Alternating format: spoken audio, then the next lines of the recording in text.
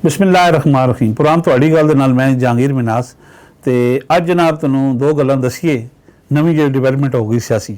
एक तो जनाब कप्तान दा जिहड़ा है ना जेल कहानी उत्थे नवां मोड़ आ गया।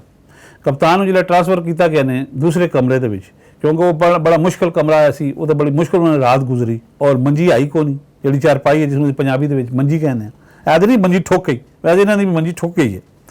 लिहाजा वो जिहड़ा मैटर सी ਉਹਦੀ ਤਾਂ बड़ी बुरी सूरत हाल है। वो मैटर से तुसीं 26 ਦਾ AC ਲਓ, 2.5 घंटे बाद जनाब वो मैटर सट आउंदा। लिहाजा उन्होंने चारपाई दी गई तो उन्होंने सुख का सांस लिया ने। एक लकड़ी की कुर्सी दी गई, एक अखबार दिता गया तो एक छोटा जिहा TV दिता गया जनाब। उत्थे कोई सरकारी चल रही ने नशरियात। कप्तान नूं जिहड़ा ना दिता है जनाब आपे तो 20 क्लास बना के अपना रूम कूलर, वो अंदर ठंडी हवा सट्टण की बजाय गर्म हवा सट्टी जाता। तुहानूं पता है ये जिहड़ा सावन का महीना है, ये अबस का महीना है, ये AC तो बगैर कोई पखा कोई हर चीज़ तो खोता माल जवाब दे जाता, तो वह जनाब लोरी कूलर की करेगा। लिहाजा उत्थे जनाब हुण नवीं डिवेलपमेंट ये है कि कप्तान नूं किसी नवीं जेल ट्रांसफर करने का बिल्कुल प्रोग्राम हो रहे हैं और इस ते कम हो रहा है कि उन्होंने सखर ले जाया जाए या मुल्तान ले जाया जाए। यह 2-4 दिनों की नवीं गेम पान लगी। दूसरी खबर यह है कि कप्तान नूं ऑप्शन दे दिता गया। फिर पहला दिता गया सी 9 मई तो कोई 1 हफ्ता बाद कि तुसीं सऊदी अरब तशरीफ लै जाओ, 2.5 तो 3 साल तुसीं उत्थे रहो।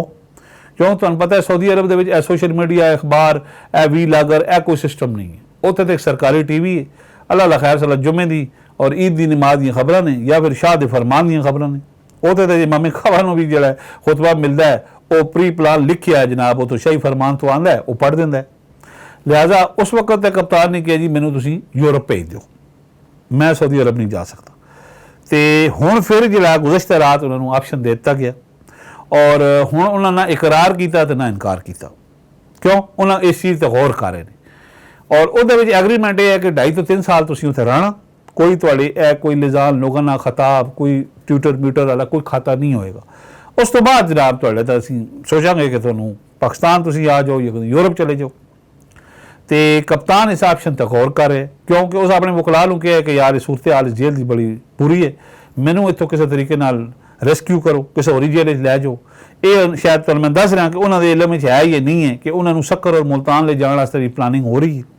तो मुल्तान की जो गर्मी है और तोबा मैं तो बहावलपुर यूनिवर्सिटी पढ़िया, मुल्तान तुसीं 100 बंदे मिलो तो 98वां बंदा तुहानूं काला मिलेगा, इतनी गर्मी है, पता लगता सूरज कोई है छत्ते तक कला होया। तो यह उन्होंने प्लानिंग हो रही है। हुण इस ते वो जिहड़े नवे केस भी हैं क्योंकि अदालत भी अंदर लगनी, हुण कप्तान नूं उत्थों लैक आने का भी कोई चक्कर नहीं कि तुसीं जनाब तोशाखाने हाई कोर्ट पेश कर दो, साइफर उसनूं सुप्रीम कोर्ट पेश कर दो, 9 मई के वाक़े का उसनूं कभी किसी पिंडी अदालती या दहशतगर्दी की कोर्ट पेश कर दो। ये गेम तो है कोई नहीं। जो बनेगी कोर्ट, जो जज तयन होएगा तैनाती होएगी वो जेल अंदर ही होएगी।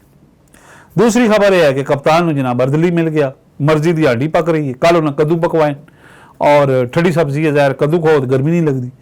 तो वह अर्दली जो मिले जिस मुशक्ति असी कहने वो टंगा भी दबाएगा उन्होंने, तो बाहरों पैसे उन्होंने देंगे तो लिया के सब्जी तो कोई गोश्त दाला माला वो बनाएगा। यानी वो खाना जो जेल कैदियों मिलता है ना एक ही दे के तैयार होता है देश के, वो नहीं होएगा, तैयार अंदर ही होएगा, बाहरों खाने की इजाजत नहीं है। लेकिन वो अर्दली इन्होंने पैसों की उन्होंने मनपसंद डिश तैयार कर देगा।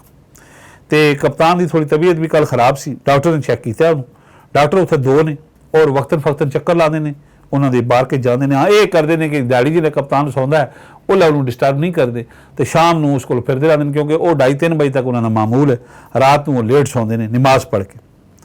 तो आखिरी तुहाडे नाल गल करिए कि जनाब पीपल्स पार्टी वास्ते मुश्किल वक्त शुरू हो गया। कप्तान है पीपल्स पार्टी नाल बिलावल नाल जरदारी नाल हत्थ हो गया क्योंकि वो बलूचिस्तान के सूबे से जी उन्होंने तलाश लगी सी वो मुक गई। उस तो बाद जनाब उन्होंने लाई जनूबी पंजाब से, वो काम भी फारग हो गए हैं। मुस्लिम लीग काफ का इतने दफ्तर बन गया, तो सरवर साहब इतने बह गए हैं, इस्तेकामी पार्टी अपनी लिजान कर रही और वो जनूबी पंजाब तो जोड़ा जरदारी साहब के जिन्हें कि मैंने सीटां मिलनगियां वो नहीं मिल रही।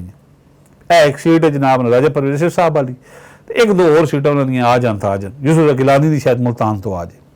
वो जो पीपल्स पार्टी होमवर्क करके बैठी सी वो काम खत्म हो गया और बिलावल ने असैम्बली के तई चीखे कि जनाब इदारियां जो इस्तेकाम नहीं असी इदारियां काबू नहीं कर सके, इदारों की इन्वॉल्वमेंट नहीं रोक रही। क्यों उन्होंने पता लग गया कि जो मेरे वालद ने ताश लाई सी वो काम तो चले ही नहीं, एस्टैब्लिशमेंट उसना कर गई नहीं हथ। और इस वक्त यह है कि मुस्लिम लीग नून का जोड़ा वो उत्ते बयानिया जो सौदा जोड़ा वो बड़ा हाई किया, उन्होंने मोराल बड़ा हाई है, सौदा विक रहा, उन्होंने अगली हुकूमत उन्होंने तय कर लिया और पीपल्स पार्टी जी है वो पिछे चली गई। ਇਹ ਜਨਾਬ ਤੁਹਾਡੇ ਨਾਲ ਗੱਲਬਾਤ ਕਰਨੀ ਸੀ। ਸਾਡੇ ਚੈਨਲ ਆਪਣਾ M2M ਨੂੰ ਸਬਸਕ੍ਰਾਈਬ ਵੀ ਕਰ ਦਿਓ, ਇਹਨੂੰ ਸ਼ੇਅਰ ਵੀ ਕਰ ਦਿਓ। ਮੈਨੂੰ ਦਿਓ ਇਜਾਜ਼ਤ। ਅੱਲਾ ਹਾਫਿਜ਼ ਨਾਸਰ।